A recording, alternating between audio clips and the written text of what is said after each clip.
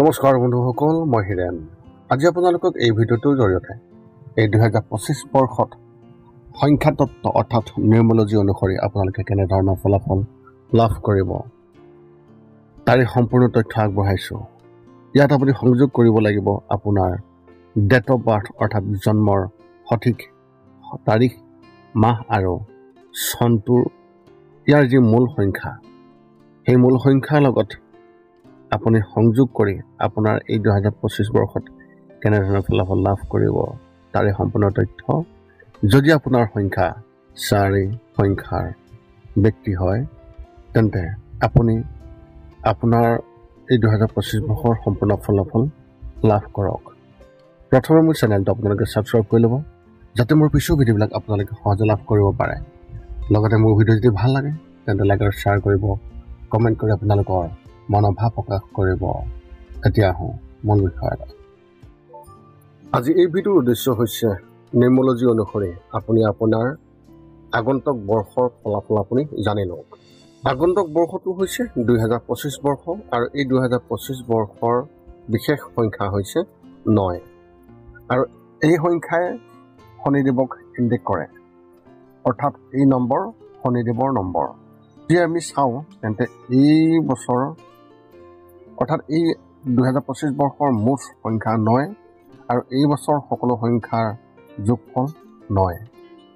সংখ্যাৰ বিজ্ঞান ভিত্তিত 9 সংখ্যাক মংগল গ্ৰহৰ সংখ্যা বুলি গণ্য কৰা হয়। যদিও ইয়াত মন কৰিবলগীয়া কথাটো হ'ল এই 2025 চনৰ সংখ্যা তৈয়াৰ কৰাৰ ক্ষেত্ৰত 2 আৰু 5 সংখ্যাৰ গুৰুত্বপূৰ্ণ অৱদান আছে।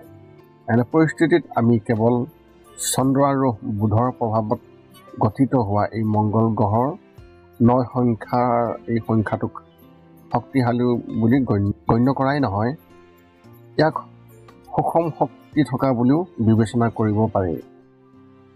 কাৰণ 2025 বৰ্ষৰ 2 নম্বৰৰ সংখ্যা সৰ্বাধিক পৰিমাণত আছে, যাৰ সহায়ত মংগল গ্ৰহৰ সংখ্যা গঢ় লৈ উঠিছে। এনে পৰিস্থিতিত চন্দ্ৰ আৰু মংগল গ্ৰহৰ সংযোগক কোনো ক্ষেত্ৰত ভাল আৰু কোনো ক্ষেত্ৰত বেয়া সংখ্যা বুলিও গণ্য কৰা হয়। কাৰণ এনে সংমিশ্ৰণে মানুহৰ জীৱনত আৱেগিক কৰি তোলে বুলি ধৰা হয়। নিউমৰলজিত অৰ্থাৎ সংখ্যাতত্ত্বত 2025 বৰ্ষৰ ফল এই বছৰে আপোনাক আৱেগিক আৰু ভাৰসাম্যহীনতা দিব পাৰে। এতিয়া আমি পলম নকৰি এই 2025 বৰ্ষটোত আপোনাৰ সংখ্যা অনুসৰি আপুনি কেনেধৰণৰ ফলাফল লাভ কৰিব তাৰে সম্পূৰ্ণ তথ্য লাভ কৰোৱা হওক। নিউমৰলজি অনুসৰি যিসকল ব্যক্তিৰ মূল সংখ্যা 4, তেওঁলোকৰ সম্পূৰ্ণ তথ্য আগবঢ়াইছোঁ। যদি আপুনি যিকোনো মাহৰ 4, 13, 22 আৰু 31 তাৰিখে জন্মগ্ৰহণ কৰিছে, তেন্তে আপোনাৰ ৰেডিক্স সংখ্যা হ'ব 4। 4 সংখ্যাক ৰাহুৰ সংখ্যা বুলি ধৰা হয় আৰু ৰাহুৱে বিভ্ৰান্তি আৰু দিশহাৰা কৰা বুলি কোৱা হয়। গতিকে এনে পৰিস্থিতিত ৰাহুৰ প্ৰভাৱৰ বাবে তুলনামূলকভাৱে আপোনাৰ জীৱনত বিভ্ৰান্তি বা দিশহাৰা অধিক হ'ব পাৰে।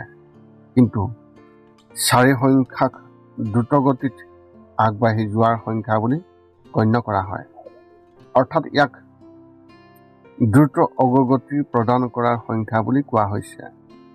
এই কাৰণেই আপোনাৰ জীৱনত বহুতো অভাৱনীয় কৃতিত্ব সুযোগ আহিব।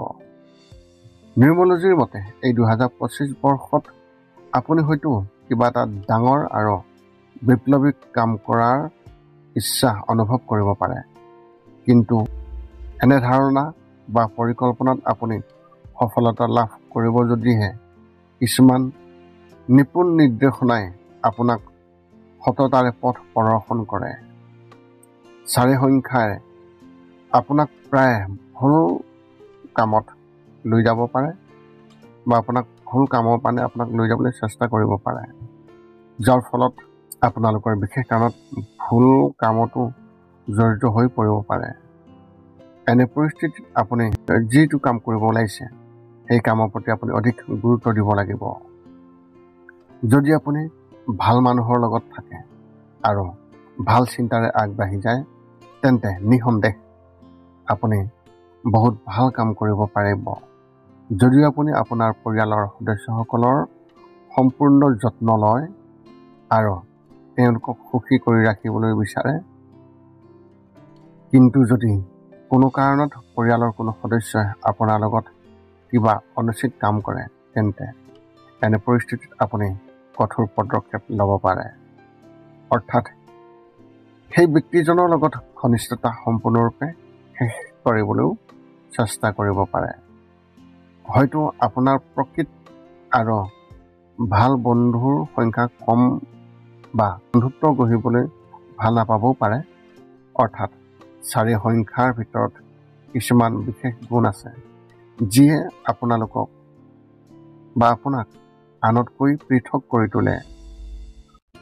সম্ভৱ যে আপুনি পৰম্পৰাৰ পথ অনুসৰণ কৰি মহান সফলতা লাভ কৰিব নোৱাৰিবও পাৰে, বা আপুনি পৰম্পৰাত পথ অনুসৰণ কৰিবলৈ ভাল নাপাবও পাৰে, কিন্তু বিপ্লৱিক আৰু বেলেগ কিবা এটা কৰাৰ ইচ্ছা কৰিব পাৰে। কিন্তু ইয়াৰ বাবে আপোনাক এজন ভাল পথ প্ৰদৰ্শকৰ প্ৰয়োজন হ'ব। ইচ্ছাকৃতভাৱে কাম কৰাৰ পৰিৱৰ্তে যদি আপুনি অভিজ্ঞ ব্যক্তিৰ পৰামৰ্শ অনুসৰি কাম কৰি আগবাঢ়ি যায়, তেন্তে আপোনাৰ কৰ্মশৈলী আৰু আপোনাৰ বিপ্লৱিক চিন্তাধাৰাই আপোনাক আগুৱাই নিয়াত কাম কৰিব। এই 2025 চনত আপুনি মূলতঃ 1, 3, 4, 5 আৰু 9 নম্বৰৰ দ্বাৰা বিশেষভাৱে প্ৰভাৱিত হ'ব। যদিও এই বছৰ আটাইতকৈ প্ৰভাৱিত 4 সংখ্যাটো আপোনাৰ পক্ষত আছে, বাকী সংখ্যাবোৰ আপোনাৰ বাবে গড়ে যেনে লাগিব। আনকি 1 নম্বৰে কিছুমান ক্ষেত্ৰত আপোনাৰ বিৰোধিতা কৰিব পাৰে। গতিকে এইবাৰ আপুনি গড় হিচাপতকৈ গড় বা কিছু ভাল ফলাফল পাব পাৰে।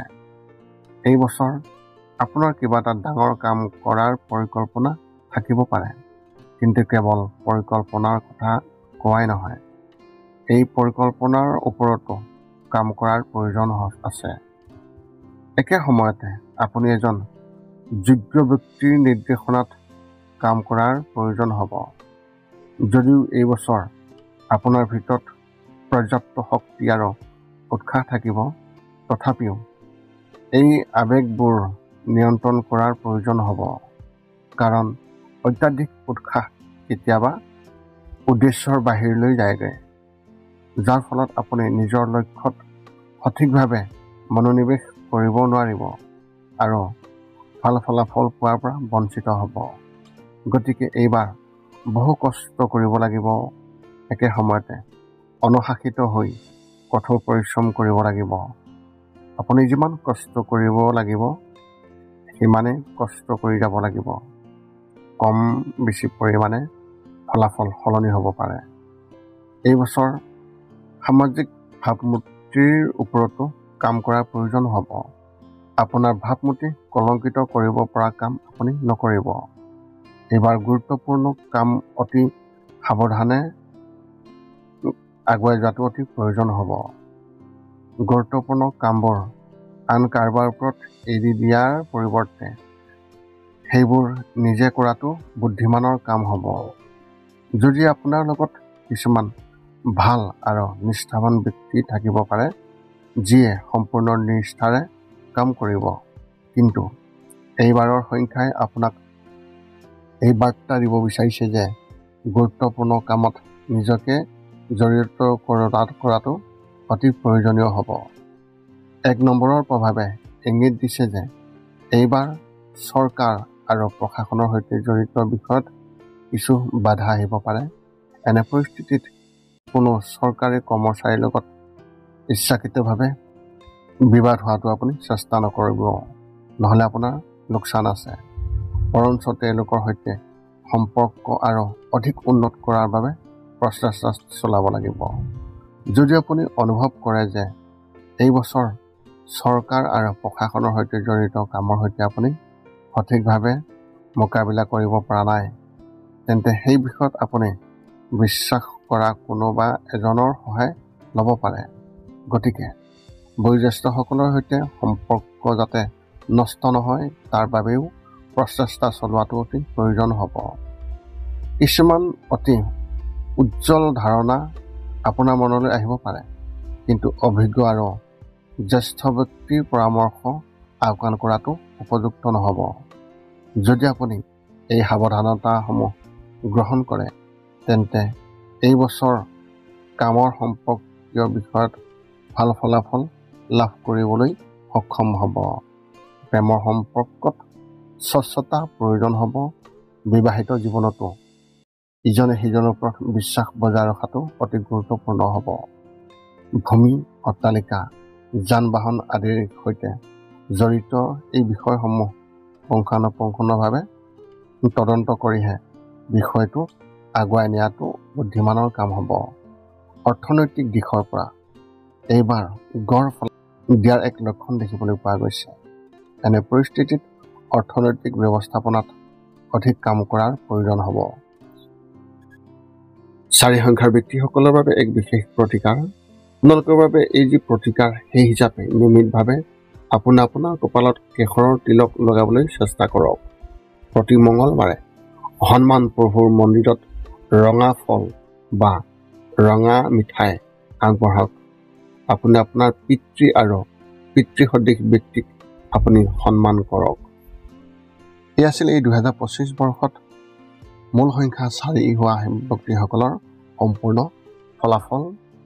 যদি আপোনাৰ মনত এতিয়াও জ্যোতিষ সম্বন্ধীয় কিবা প্ৰশ্ন আছে, তেন্তে আপোনালোকে সেই প্ৰশ্নৰ উত্তৰ বিচাৰি আমাক এই ভিডিঅ'টোৰ তলত কমেণ্ট কৰি আমাক অৱগত কৰক, আৰু আমি আপোনালোকৰ প্ৰশ্নৰ সকলো সময়তে দিবলৈ আমি সকলো সময়তে সাজু আছোঁ। পুনৰ লগ পাম অন্য এটা ভিডিঅ'ত। আজিলৈ ধন্যবাদ।